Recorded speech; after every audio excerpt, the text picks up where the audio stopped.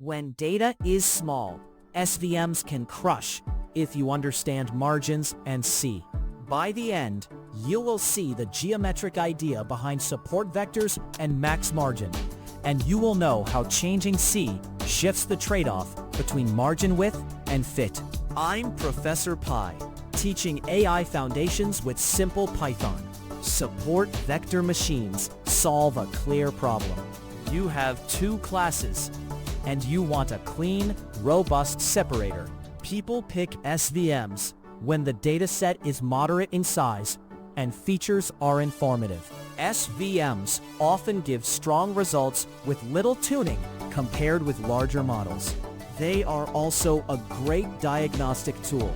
If classes separate well, an SVM with a wide margin is often all you need. At its heart, an SVM tries to draw a line or hyperplane that keeps classes as far apart as possible. The margin is the distance between that hyperplane and the closest points. Support vectors are those closest points. If the closest points are far away, the model is confident. If they are close, the model is fragile. We will build a small, focused example that makes the geometry obvious.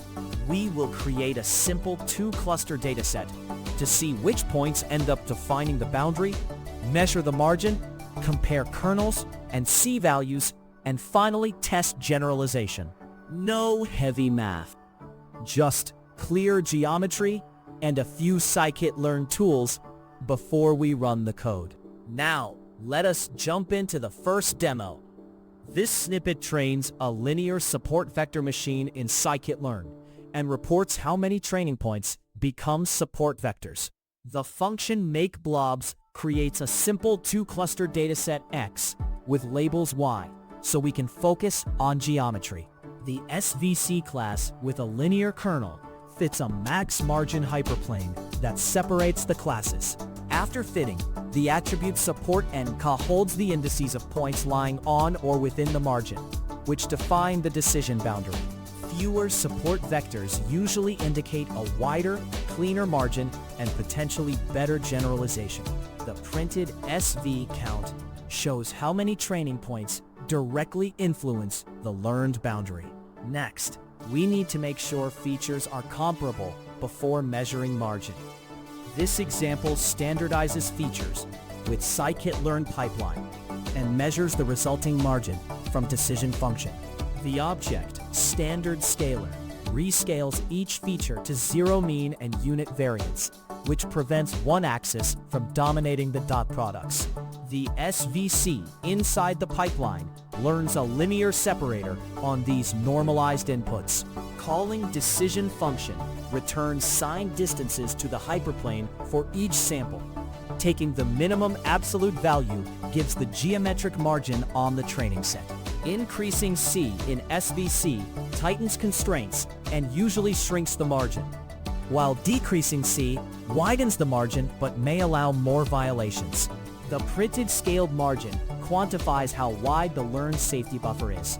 Next, we will compare kernels and do basic cross-validation. This code runs scikit-learn GridSearchCV to compare linear and RBF SVMs across two C values. The pipeline pairs StandardScaler with an unfitted SVC, so that scaling is applied inside each fold. The dictionary PG defines the search space using SVC_ prefixes to target the SVC step in the pipeline. GridSearchCV performs five-fold cross-validation, fitting and scoring each configuration, then exposes the best choice through bestparams_ and bestscore_. Raising C often improves fit, but can overfit. Lowering C encourages a wider margin at potential accuracy cost. The printed best kernel and CV score summarize the top performer and its average validation accuracy. Now we will directly contrast two different C settings to see support vectors change. This snippet contrasts the effect of the SVC regularization parameter C by fitting two scikit-learn pipelines.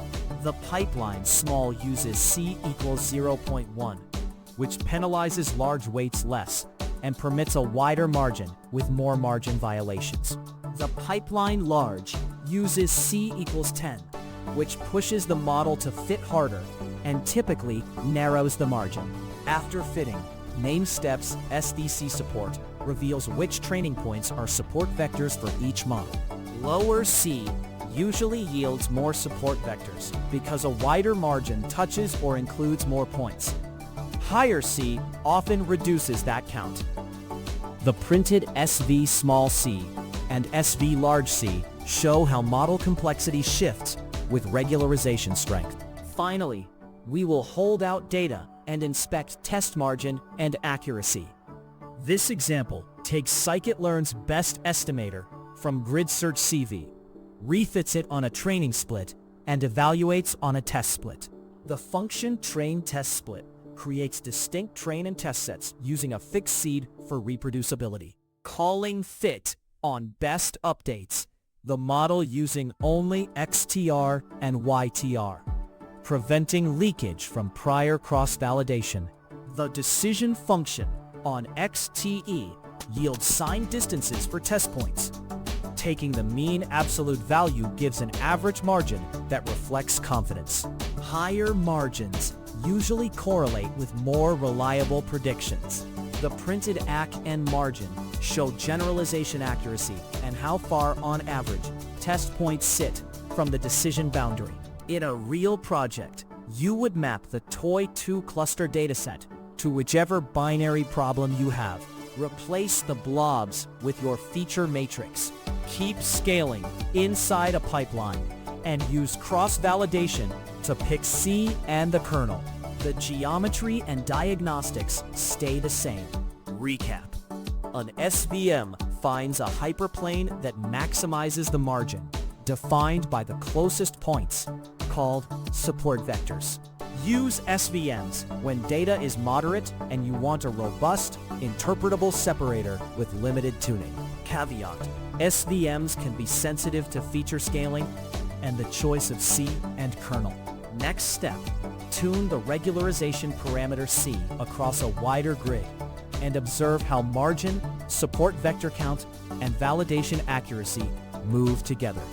If AI Foundations in Python help, subscribe and watch the AI Foundations videos.